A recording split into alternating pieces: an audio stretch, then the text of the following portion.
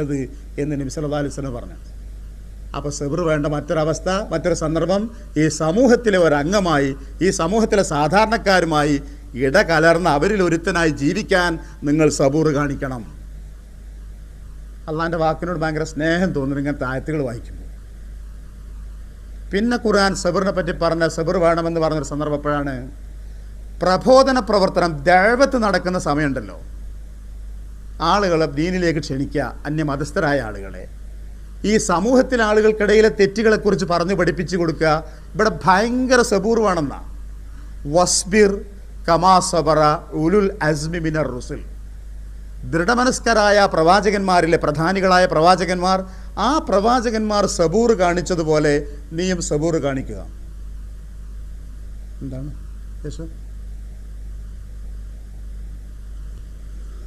വസ്ബിർ കമാ സബറ ഉലുൽ അസ്മി മിനർ റുസുൽ. ഉലുൽ അസ്മീങ്ങളായ പ്രവാചകന്മാർ ക്ഷമിച്ചതുപോലെ. എന്താ പറഞ്ഞതിനർത്ഥം? നമ്മുടെ ഉമ്മാനോട് ഉപ്പാനോടൊക്കെ ചില കാര്യം പറഞ്ഞു കൊടുക്കുക. അവർ വർഷങ്ങളായി പുണ്യമാണെന്ന് ധരിച്ച ഒരു കാര്യം നാം തെറ്റാന്ന് മനസ്സിലാക്കിയപ്പോൾ, ബോധ്യപ്പെട്ടപ്പോൾ അത് അവരോട് പറഞ്ഞതാ. ഒന്ന് പറഞ്ഞ് രണ്ട് പറഞ്ഞ് അവർ സ്വീകരിച്ചില്ലെങ്കിൽ അപ്പോഴേക്ക് നമുക്ക് ക്ഷമ കിട്ടൂ. അവരെന്താ സ്വീകരിക്കാത്തത്? ഇനി ഞാൻ മിണ്ടില്ല, കത്തയക്കില്ല, തൊടൂല, പിടിക്കൂല, അങ്ങനെ ഉണ്ടോ? ക്ഷമിച്ചേ പറ്റൂ. ഒരാളുടെ മനസ്സിൽ ഉറച്ചു പോയൊരു വിശ്വാസമോ ഒരു ശീലമോ ഒരു ധാരണയോ മാറ്റിയെടുക്കാൻ അമ്പിയാക്കന്മാർ അലൈഹിമുസ്സലാത്തു വസ്സലാം ക്ഷമിച്ചതുപോലെ പ്രബോധനത്തിൻ്റെ ദൈവത്തിൻ്റെ മാർഗത്തിലുള്ളവൻ ഒരുപാട് ഇവൻ ഒരിക്കലും ദേഷ്യം പിടിക്കാൻ പാടില്ല. ഒരിക്കലും എന്ന് വെച്ചാൽ ഈ മാർഗത്തിൽ അവന് ദേഷ്യം ചൂടാവാൻ പാടില്ല. ഒരുപാട് കുരുത്തം കെട്ട പ്രതികരണങ്ങളുണ്ടാവും. പിന്നെ ഖുർആൻ ക്ഷമ പറഞ്ഞൊരു അവസരധാരങ്ങൾ, ശത്രുക്കളായ ആളുകൾ കുതന്ത്രങ്ങൾ ഒപ്പിക്കുന്നതിന് നമുക്ക് നേരെയെന്ന് മനസ്സിലായി. എന്തൊക്കെയോ വേല ഒപ്പിക്കുന്നതിന് നമുക്ക് നേരെയെന്ന്. നമ്മളെണ്ണത്തിൽ കുറവാവാം, കൂടുതലാവാം, ഒക്കെ ആവാം. വൈൻ തസ്ബിറു വ തത്തഖു, നിങ്ങൾ ക്ഷമ കൈകൊള്ളുക, നിങ്ങൾ സൂക്ഷ്മത കൈകൊള്ളുക. എന്നാൽ ലാ യദുറുക്കും കൈദുഹും ചെയ്യുക, അവരുടെ കുതന്ത്രങ്ങൾ നിങ്ങളെ ഒരിക്കലും ഒരു ദ്രോഹം വരുത്താൻ പോടില്ല. ലോകത്ത് മുസ്ലിം സമുദായത്തിൻ്റെ ശത്രുക്കളൊക്കെ നശിച്ചിട്ട് അവരെ ശക്തി ക്ഷയിച്ചിട്ട് മുസ്ലിങ്ങൾക്ക് ജീവിക്കാമെന്നൊരു വാഗ്ദാനം ഖുർആൻ പറഞ്ഞില്ല. എല്ലാ കാലത്തും ഉണ്ടാവുന്നേ ഖുർആൻ പറഞ്ഞിട്ടുള്ളൂ. അപ്പം അവരെങ്ങനെ ഒപ്പിക്കുന്നു, അവരിങ്ങനെ ഉണ്ടാക്കുന്നു, ഇവരിങ്ങനെ ഉണ്ടാക്കുന്നു എന്ന് പറയുമ്പോഴേക്ക് പ്രകോപിതരാവാനല്ല, ചൂടാവാനല്ല, ക്ഷമ കൈവിടാനല്ല. തസ്ബിറു, അങ്ങനെയൊക്കെ ഉണ്ടാവും, ഇങ്ങനെയൊക്കെ സംഭവിക്കും, ഇങ്ങനെ പലതും ഉണ്ടാവും. തസ്ബിറു, സബ്ർ കാണിക്കേണ്ട സമയങ്ങളിൽ, ആ സന്ദർഭങ്ങളിൽ ഈ സൂത്രപ്പണികളും കുതന്ത്രങ്ങളും അവർ അണിയറയിൽ ഒരുക്കുന്നു എന്ന് കേൾക്കുമ്പോൾ, കാണുമ്പോൾ, സാധ്യതകളെപ്പറ്റി അറിയുമ്പോൾ പൊറുതികേട് കാണിക്കല്ല, സബ്ർ, ക്ഷമിക്കേ. വതത്തഖു, നിങ്ങൾ തഖ്വയുടെ പാഠത്തുനിന്ന് വിടാൻ പാടില്ല. നിങ്ങളുടെ ജീവിതത്തിലെ സൂക്ഷ്മത അതൊരിക്കലും നിങ്ങൾ വിടാൻ പാടില്ല. നിങ്ങൾ താളം തെറ്റരുത്. ഒരണു മുന്നോട്ട് വെക്കുമ്പോൾ, ഒരടി മുന്നോട്ട് വെക്കുമ്പോൾ പടച്ചോൻ എൻ്റെ കൂടെ ഉണ്ട്, പടച്ചോൻ്റെ തൃപ്തിൻ്റെ കൂടെ ഉണ്ട് എന്നറിയാതെ മുന്നോട്ട് പോകരുത്. എന്നാൽ ലാ യദുറുക്കും കൈദുഹും ചെയ്യുക, ശത്രു എത്ര വമ്പനാവട്ടെ, അവൻ്റെ സൂത്രം എത്ര വ്യാപ്തിയുള്ളതാവട്ടെ, നിങ്ങൾക്ക് ഒന്നും ചെയ്യാൻ അവരെ കൊണ്ട് കഴിയില്ല. ഇത് പടച്ചവൻ്റെ വാഗ്ദാന. മനസ്സിലായല്ലേ പറഞ്ഞതിൻ്റെ അർത്ഥം? സാധാരണ ക്ഷമ അല്ലെങ്കിൽ സഹനം എന്ന് പറയുമ്പോൾ വിഷമങ്ങളും ബുദ്ധിമുട്ടുകളും വരുമ്പോൾ ക്ഷമിക്കണം എന്നത് എല്ലാവരുടെ മനസ്സിലുണ്ട്. അതിൻ്റെ കൂടെയാണ് ഖുർആൻ പറഞ്ഞെന്ന കുറച്ച് ആശയങ്ങൾ കൂടി ഞാൻ കൂട്ടിപ്പകർന്നത്. എൻ്റെ വകയല്ല, ഖുർആനാണ്. ഒന്ന് പറഞ്ഞെന്ന എന്താ ആശയം? അള്ളാഹു കൽപ്പിച്ച കൽപ്പനകൾ പാലിച്ചു പോവാൻ നാം ക്ഷമിച്ചേ പറ്റൂ. അള്ളാഹു വിരോധിച്ച വിരോധങ്ങളിൽ നിന്ന് വിട്ടു നിൽക്കണമെങ്കിൽ ഭയങ്കര സബൂർ വേണം. പിന്നെ ഈ സമൂഹത്തിലെ ഒരംഗമായി, ഈ സമൂഹത്തിലെ ആളുകളുടെ സുഖദുഃഖങ്ങളിൽ പങ്കാളിയായി ജീവിക്കാൻ ഭയങ്കര സബൂർ വേണം. പിന്നെ പ്രബോധന പ്രവർത്തനങ്ങൾ സംഘടിപ്പിക്കുന്ന വ്യക്തികൾ, അതിൽ പങ്കാളികളാണ് നമ്മൾ. ആ പ്രവർത്തനങ്ങളിൽ നല്ല സബൂർ കാണിക്കണം. പിന്നെ ശത്രുക്കളുടെ പ്രകോപനങ്ങൾ വല്ലാതെ ഉണ്ടാവുമ്പോൾ ആ ചൂണ്ടലിൽ വീഴുകയല്ല വേണ്ടത്, സബൂർ കാണിക്കാൻ തയ്യാറാവണം. അപ്പോൾ ഈ വാക്കിനും എൻ്റെ ക്ലാസ്സിനും വിലയുണ്ടെന്ന് തന്നെ ഞാൻ മനസ്സിലാക്കണം. കാരണം നമ്മളിപ്പോൾ മറന്നു പോകാറുണ്ട്. എന്നിട്ട് അള്ളാഹു ചെയ്ത എന്താണെന്ന് പറയുക, നിങ്ങൾക്ക് ഇത് മനസ്സിലാക്കി തരാൻ പറ്റും വിധത്തിലുള്ള നല്ല ഉദാഹരണങ്ങൾ പറഞ്ഞു ഖുർആനിൽ. ഈ കാര്യം മനസ്സിലാക്കി തരാൻ പറ്റുന്ന നല്ല ഉദാഹരണങ്ങൾ നിങ്ങൾ ക്ലാസ്സിലുണ്ടല്ലോ അല്ലേ?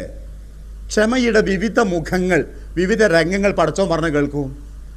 ആദം അലൈഹി സ്വലാമിൻ്റെ മക്കൾ രണ്ടുപേരിൽ ഒരാൾ ഒരു ഖുർആൻ എങ്ങനെയാണ് പറഞ്ഞത്, രണ്ടുപേരും കൂടി രണ്ടുപേരും ഓരോ ബലി കൊടുത്തു.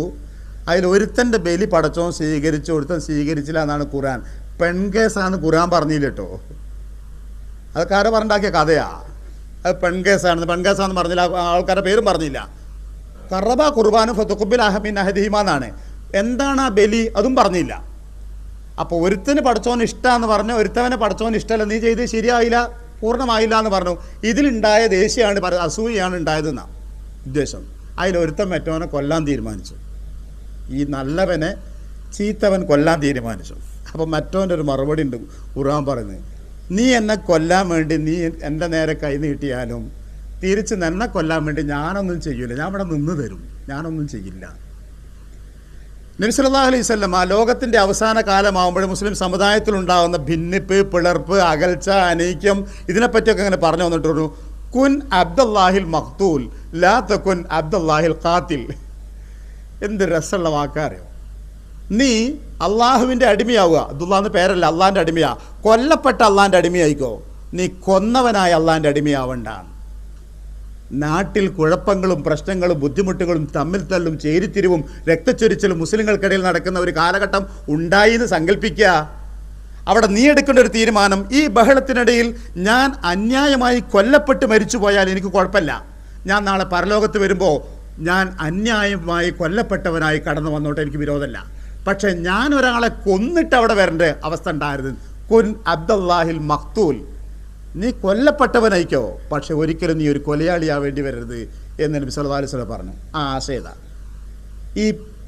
ആ യുവാവിനെ നമുക്കറിയില്ല, ആദം അലൈഹി ഇസ്ലാമിൻ്റെ മകൻ്റെ പ്രായം നമുക്കറിയാം. പക്ഷെ അവൻ കാണിച്ച ഒരു നീതി, ഒരു വിനയം, അവൻ കാണിച്ച ഒരു സഹനം, അവൻ പറഞ്ഞെന്താ, നീ എന്നെ കൊല്ലാൻ വേണ്ടി കൈനീട്ടിയാലും എന്നെ തിരിച്ചു ചെയ്യാൻ ഞാനില്ല. അവൻ കൊല്ലപ്പെട്ടു എന്നാണല്ലോ പിന്നെ ഖുർആൻ പറഞ്ഞത്, കൊല്ലപ്പെട്ടു എന്നാണ്. ആദ്യത്തെ ആ നല്ല പുത്രൻ കൊല ചെയ്യപ്പെടേണ്ടായത് അവൻ ചെയ്യാത്തൊരു തെറ്റിൻ്റെ പേര്. അപ്പോൾ അതൊരു സഹനത്തിൻ്റെ ക്ഷമയുടെ, ചിലപ്പോൾ അത് വേണ്ടി വരും. പണ്ഡിതന്മാർ ഇതിനെയൊക്കെ വിശദീകരിച്ചപ്പോൾ വിവിധ മേഖലകളിലേക്ക് പോയാണ്. അതിലവർ പറഞ്ഞൊരു കാര്യം, ഒരു മുസ്ലിമായ മനുഷ്യൻ തന്നെയാണ് നമുക്ക് നേരെ ആയുധം നീട്ടുന്നതെങ്കിൽ നമ്മളെങ്ങനെ അയാളെ തിരിച്ച് ആയുധം ഉപയോഗിക്കുക? കൊല്ലാൻ നിന്ന് കൊടുക്കണമെന്നല്ല പറഞ്ഞതിൻ്റെ അർത്ഥം, രക്ഷപ്പെടണം, ഒഴിവാവാൻ നോക്കണം. പക്ഷേ തിരിച്ചങ്ങനെ അങ്ങോട്ട് ഇയാളോട് ഞാനെങ്ങനെ കയ്യോങ്ങും? അയാൾ നേരത്തിന് നിസ്കരിക്കണ പടച്ചോനെ പേടിക്കുന്ന മനുഷ്യനല്ലേ, ഞാനെങ്ങനെ അയാളെ നേരണ്ടേ? അതാണ് ആ മനുഷ്യൻ്റെ സബൂർ. ഇല്ല, നിങ്ങൾ തല്ലേ ഞാൻ കൊള്ളുള്ളൂ, കാരണം നിങ്ങൾ പടച്ചോനെ പേടിക്കുന്ന ഒരാളാണ്, നിങ്ങൾ മുസ്ലിമായ ഒരാളല്ലേ. അങ്ങനെ ഒരു വശം, ഒരു സന്ദർഭം ജീവിതത്തിൽ ഉണ്ട് എന്ന് മനസ്സിലാക്കുക. എപ്പോഴൊക്കെ അതെനിക്ക് ഈ സമയത്ത് വിശദീകരിക്കാൻ പറ്റില്ലല്ലോ. ഒന്ന്, നൂഹ് നബി അലൈഹി ഇസ്ലാമിനെ പറ്റി പറഞ്ഞു ഖുർആൻ. 950 വർഷം. എന്താ ഖുർആൻ പറഞ്ഞത്? അദ്ദേഹം നടന്ന് നൂഹ് നബി അലൈഹി ഇസ്ലാമിനെ ദൂരെ നിന്ന് കണ്ടാൽ ആളുകൾ തലയെ കൂടി മുണ്ടിടുന്നതാണ്. തലയെ കൂടി മുണ്ടിട്ട് ആളറിയാതെ നിൽക്കാൻ ചെവിട്ടിൽ വിരൽ വെക്കും. ചെവിട്ടിൽ വിരൽ വെച്ച് എന്താ ചെയ്യുക? നൂഹ് തുടങ്ങും വർത്തമാനം പറയാൻ, ഏത് അള്ളാഹിനെ മാത്രമേ ആരാധിച്ചുകൂടൂ എന്ന് പറയാൻ തുടങ്ങും. അത് കേൾക്കാൻ ഇഷ്ടമില്ലാഞ്ഞിട്ട് നൂഹ് അലൈഹി ഇസ്ലാമിനെ കാണുമ്പോൾ ആലോചിച്ച് നോക്കും നിങ്ങൾ, എന്നിട്ട് ഇട്ടെറിഞ്ഞു പോയോ? 950 വർഷം കാത്തിരുന്നിട്ട് അവസാനമാണ് അദ്ദേഹത്തിൻ്റെ പ്രാർത്ഥന വന്നത്, ഇനി ഞാൻ എന്താ ചെയ്യുന്നതാണ്. അപ്പോൾ പ്രബോധനത്തിൻ്റെ മാർഗത്തിലെ ക്ഷമക്ക് നൂഹ് അലൈഹി ഇസ്ലാമിനെ മാതൃകയാക്കുക. ഇനി നിങ്ങൾ നോക്കൂ, ഇബ്രാഹിം നബി അലൈഹി ഇസ്ലാം, ഇസ്മായിൽ നബി അലൈഹി ഇസ്ലാം, ഹാജറ അലൈഹിസ്സലാം. ക്ഷമയുടെ വിവിധ രംഗങ്ങളാണ് ഓരോരുത്തരിലും, അല്ലേ?